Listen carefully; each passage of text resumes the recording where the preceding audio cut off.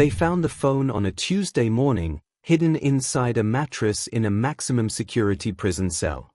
And when investigators finally cracked it open and saw what was inside, they realized they'd been chasing the wrong man all along. The real boss? He'd been locked up the entire time. If that sounds impossible, hit subscribe right now, because this story is about to get so much worse. Over 70% of you aren't subscribed yet, and trust me, you don't want to miss what happens next. July 26, 2023. 2 white vans on a deserted stretch of highway near Maresfield, Sussex. It's just after midnight. Blue lights cut through the darkness. The police have no idea what they are about to find. Van doors slide open. Inside, cardboard boxes. 30 of them, stacked floor to ceiling. An officer slices through the tape on the first box. Then the second. His hand freezes. White powder. Plastic-wrapped bricks. Dozens of them. The scales start climbing. 10 kilograms. 20. 50. 70 kilograms of pure cocaine. But that's just the first van. The second van is worse, much worse. 632 kilograms of ketamine. Enough to flood every club, every street corner, every school in southern England for months. Street value? £24.5 million. It's Sussex Police's largest drug seizure in history. 3 arrests at the scene. Case closed, right? Celebration at headquarters. Except the phones start talking, and what they say makes absolutely no sense. Encrypted WhatsApp groups with names like Unload 1, Loading, Load Tonight. Detailed instructions. Shipping manifests. Port schedules. Financial transactions. And one name appearing in every single conversation. Arturas. The officers run the name through the system. Arturas Jusas. Lithuanian national, 38 years old. Criminal record for people smuggling, sentenced 2 years earlier. Current location, HMP Highpoint Prison, Suffolk. Maximum security. The detectives look at each other. Someone says it out loud, that can't be right. But it is. The man who just orchestrated a £24.5 million drug operation hasn't been free in over 2 years.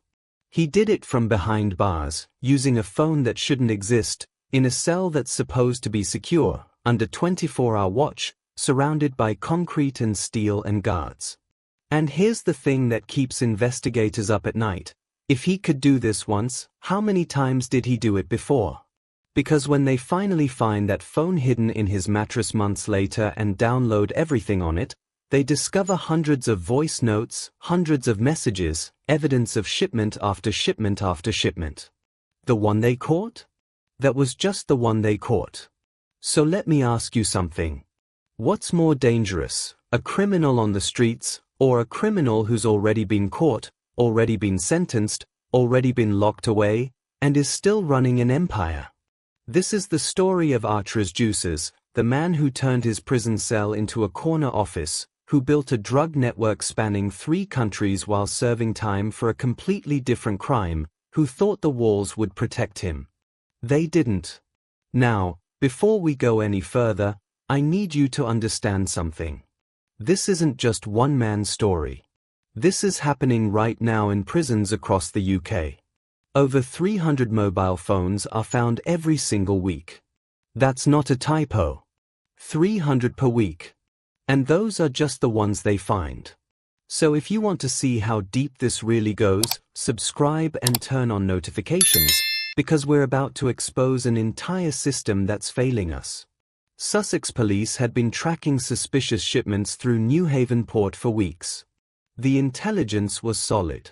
Something big was coming, European organized crime, serious money. But they had no idea who was behind it. The drugs arrive concealed in 30 cardboard boxes, hidden inside a lorry driven by 50-year-old Pavel Budsko. He crosses from France that morning, just another freight driver in a sea of legitimate deliveries. Brown cardboard, standard tape, nothing fancy. Because boring is invisible. At the port, Budsco transfers the boxes to two white vans driven by Charlotte Moore and Stephen Norris, a couple from Hull. Mid-30s, unremarkable, the kind of people you'd pass on the street without a second glance. They load up and head north on the A26. They make it less than 20 miles. Police box them in just after midnight. Tactical stop, armed response, the works. Moore and Norris don't resist. Neither does the third person in the van, a 53-year-old man named Abdul Surabi. They sit on the roadside, hands cuffed, silent, while officers open the vans. 70 kilograms of cocaine. Over 600 kilograms of ketamine.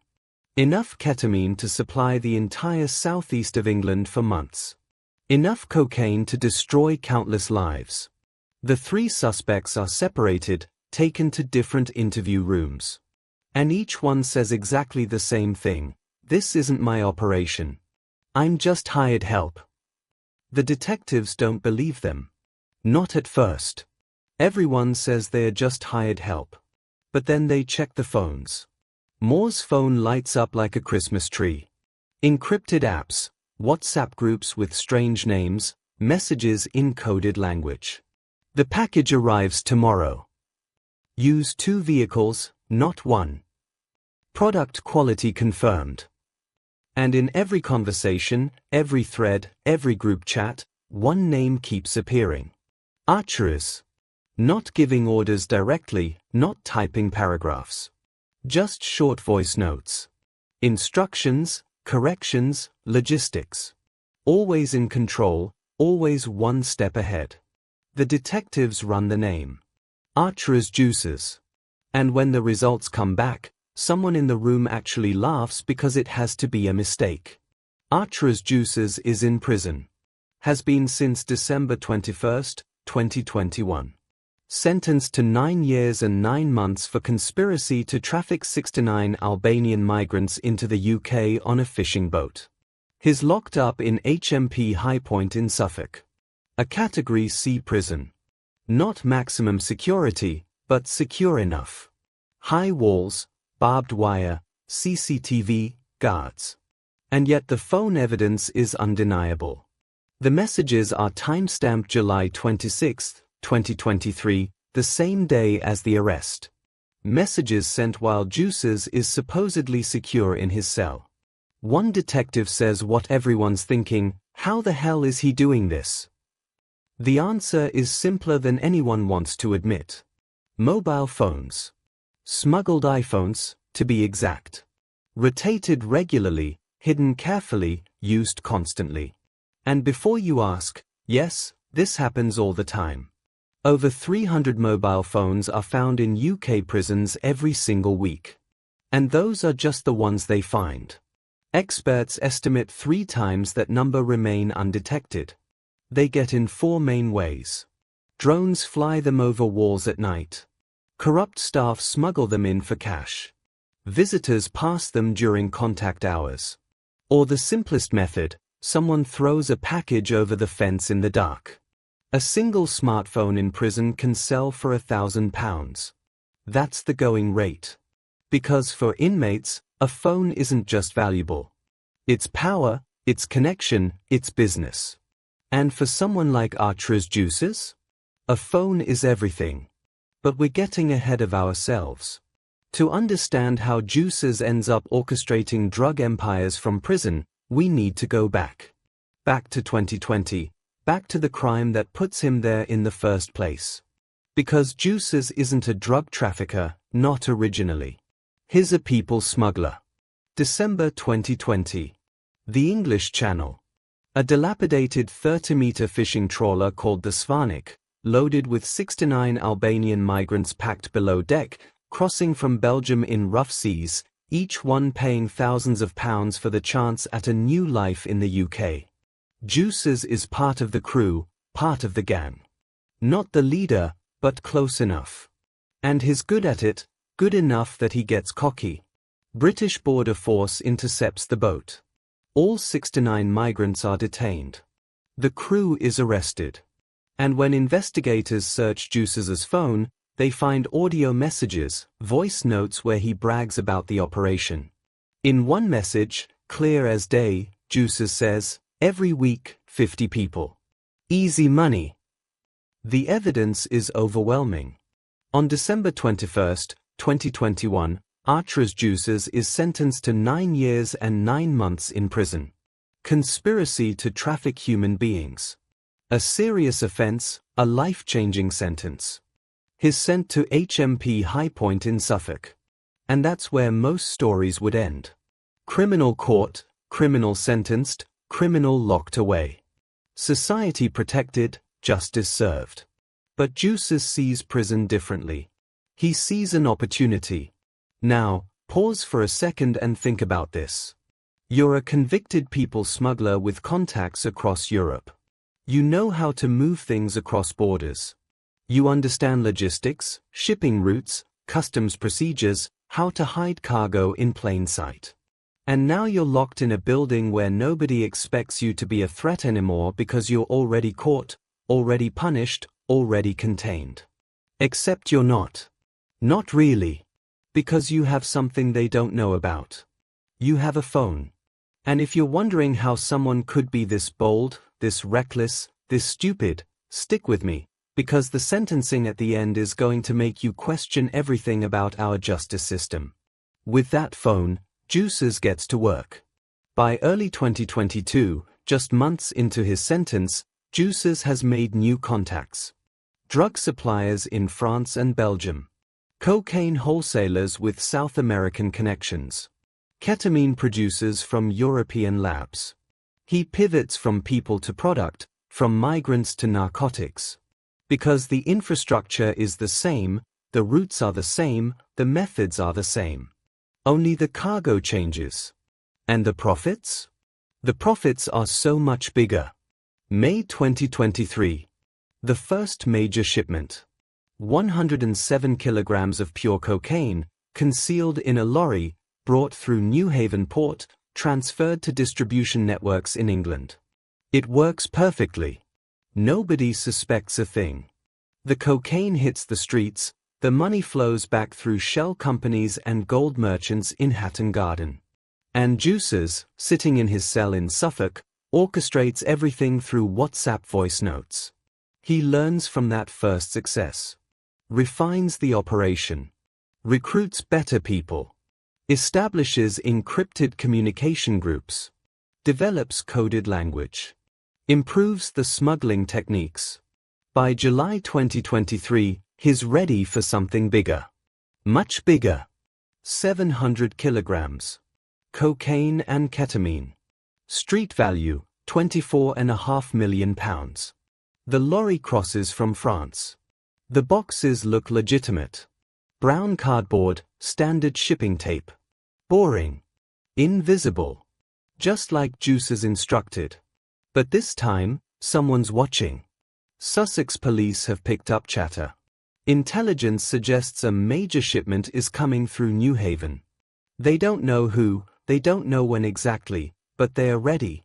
When Pavel Budsko's lorry rolls off the ferry that morning, plainclothes officers are already trailing it. When he transfers the boxes to Charlotte Moore and Stephen Norris's vans at the port, surveillance teams are filming. And when those vans head north on the A26 just after midnight, armed response units are waiting. The interception is textbook. The arrests are clean. The evidence is overwhelming. But none of that matters because the real mastermind isn't there. He's 40 miles away, behind bars, supposedly neutralized. When detectives first connect Jusas to the operation, they assume he's a former associate. Someone the current criminals worked with before his imprisonment. Maybe using his name as cover, maybe paying him for contacts. But as they dig deeper into the phone evidence, the truth becomes undeniable. Jusas isn't a former associate. He isn't a passive contact. He's running the entire operation from his cell in real time. And that means one terrifying thing: he has to have a phone inside the prison. For over a year, investigators try to prove it. They monitor his visitor logs, they check for corrupt staff, they review his cell searches. Nothing. Jusas is careful, rotating phones, hiding them expertly, using them sparingly enough to avoid detection. Until October 2024. Prison authorities conduct a routine cell search, more thorough than usual. They strip the bed, check the mattress. And there, sewn into a seam and wrapped in cling film, they find it. An iPhone. Fully charged. Password protected. The digital forensics team nearly has a heart attack when they crack it open. Hundreds of WhatsApp voice notes sent over months. Every single one is Jusas giving orders. Instructions on packaging, port schedules, courier routes, how to avoid border security, which ferry times have lighter checks, where to distribute the drugs once they reach the UK. In one voice note, crystal clear, Jusas says, use brown cardboard, standard shipping tape, make it look boring. Nothing fancy. Boring is invisible. And that's exactly what they did. The phone reveals multiple WhatsApp groups. Each one is a different operation. Unload one is the main coordination group. Loading is for logistics. Load tonight is for urgent shipments. Jusas is the admin of every single group, silent participant in most conversations. But when he speaks, everyone listens. His operational security is sophisticated. He rarely types because voice notes can't be easily searched or screened by automated systems. He uses coded language, never mentions specific drugs, never says cocaine or ketamine. Always the package, the product, the delivery. He thinks he's untouchable. He's wrong. But here's what makes investigators' blood run cold: the timestamps. The phone shows evidence of multiple previous operations. Chat threads labeled load, references to successful deliveries, mentions of last month's shipment and the May product. The 700 kilogram seizure in July 2023? That isn't Jusas's first rodeo. It isn't even his second. It's just the first time he gets caught. Forensic analysis suggests at least 3 previous major importations. The May 2023 shipment with 107 kilograms of cocaine. An earlier shipment in March. Possibly others going back to late 2022. Detectives estimate Jusas's network successfully imported over 1 ton of narcotics into the UK while he sat in a prison cell. The street value? Somewhere north of £30 million. And before I tell you about the sentencing, which is going to absolutely infuriate you, let me show you just how big this network was. Because Jusas didn't work alone. The phone evidence reveals his entire operation, an organizational chart spanning 3 countries, each person with a specific role, each link in the chain carefully selected. At the very top, orchestrating everything from cell B17 at HMP Highpoint, Arturas Jusas. Directly below him, 3 key coordinators in the UK. Andrew Goods, 39 years old, based in London. The money man. He handles cash transfers, launders profits through legitimate businesses, maintains the financial pipeline. His phone shows participation in the Unload One group with direct contact to Jusas. Aya Korobets, age and location undisclosed in court documents. The European connection. He liaises with suppliers in France and Belgium, arranges cocaine purchases from South American cartels, coordinates ketamine shipments from European labs. Travel records show him crossing borders constantly. Russell King, 22 years old. The courier. Young, cocky, thinks he's invincible. He drives shipments across Europe in his motorhome, collects cash payments, delivers instructions to lower-level distributors, plays tough guy. But when he gets arrested, he sings like a bird.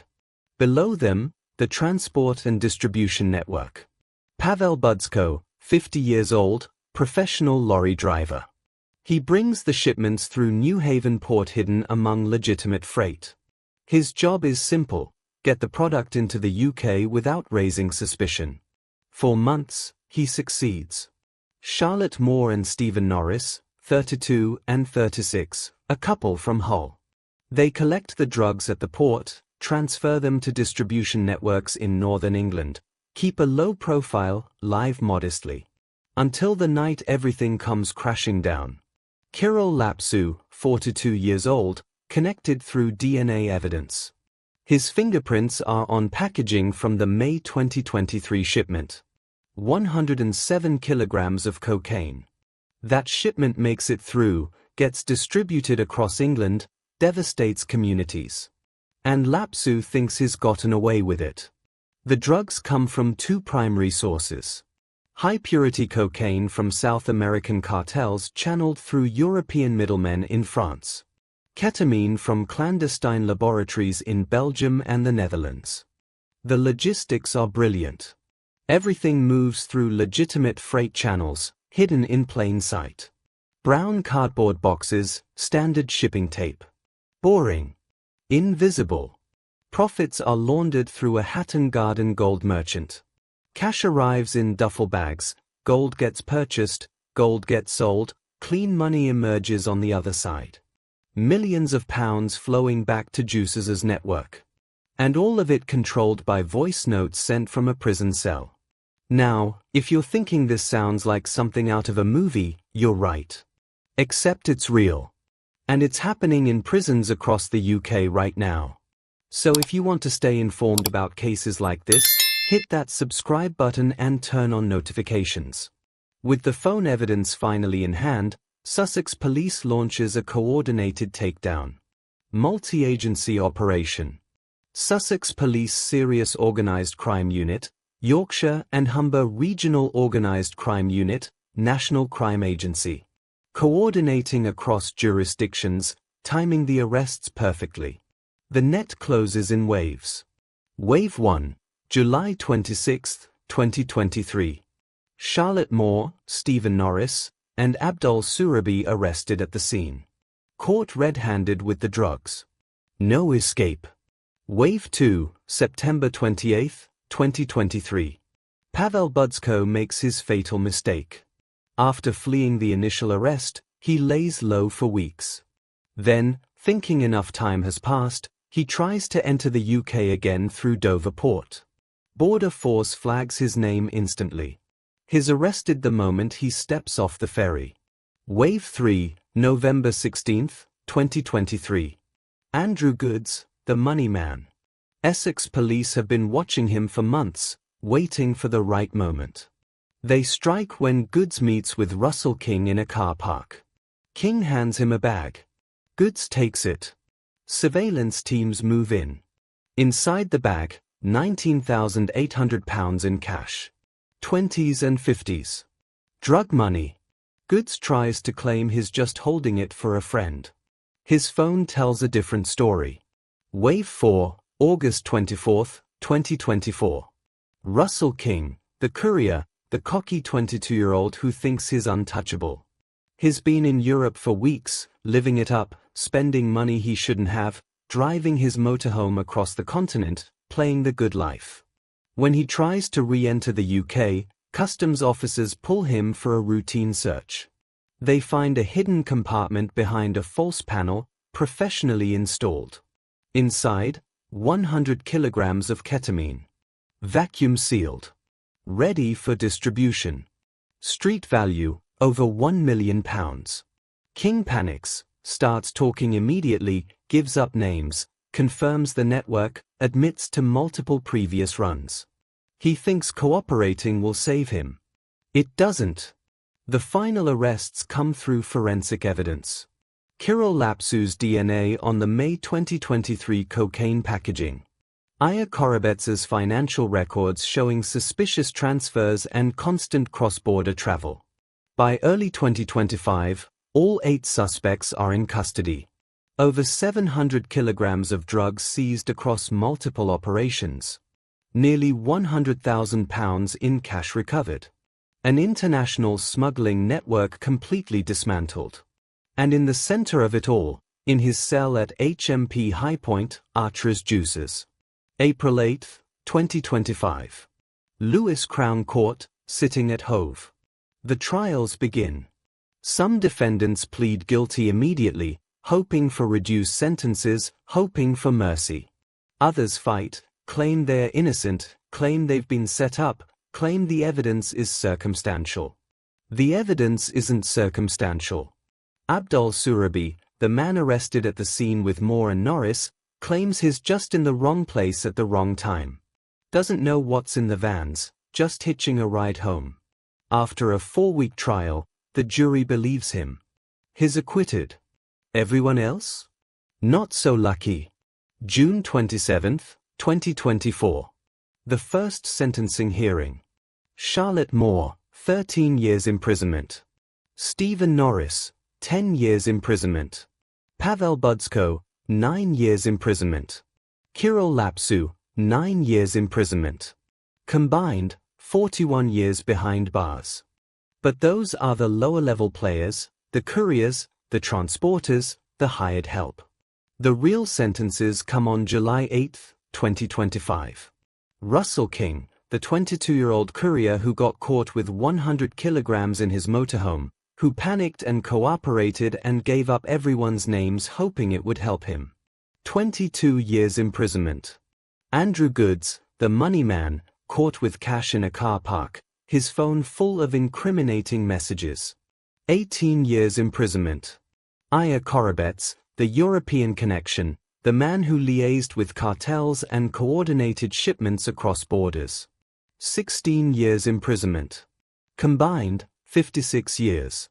Total for the entire network, 9 to 7 years imprisonment. The prosecution calls it one of the most significant organized crime convictions in recent UK history.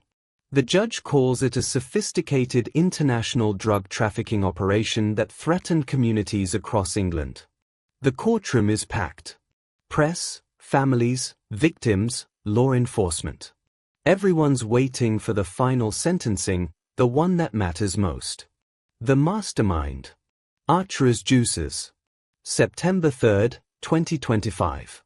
Jusas appears via video link from HMP Highpoint, wearing prison-issue clothing, expressionless, flanked by guards.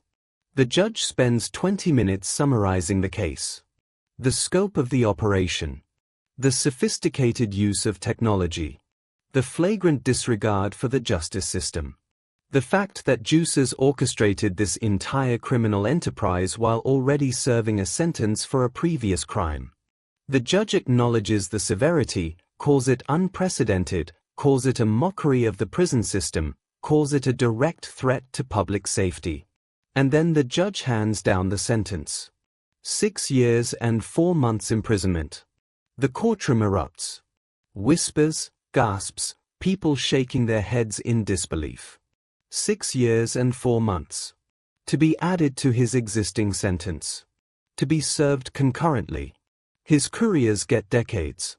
Russell King, a 22-year-old who's just driving shipments, gets 22 years. But Arturas Jusas, the mastermind who builds the network, recruits the team, coordinates the shipments, launders the money, and does it all from behind bars while already serving time for people smuggling? 6 years and 4 months.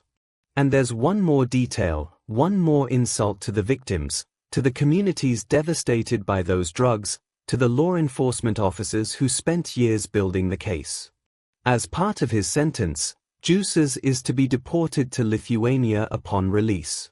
Which means he'll likely serve even less time in a UK prison because deportations often happen before full sentence completion.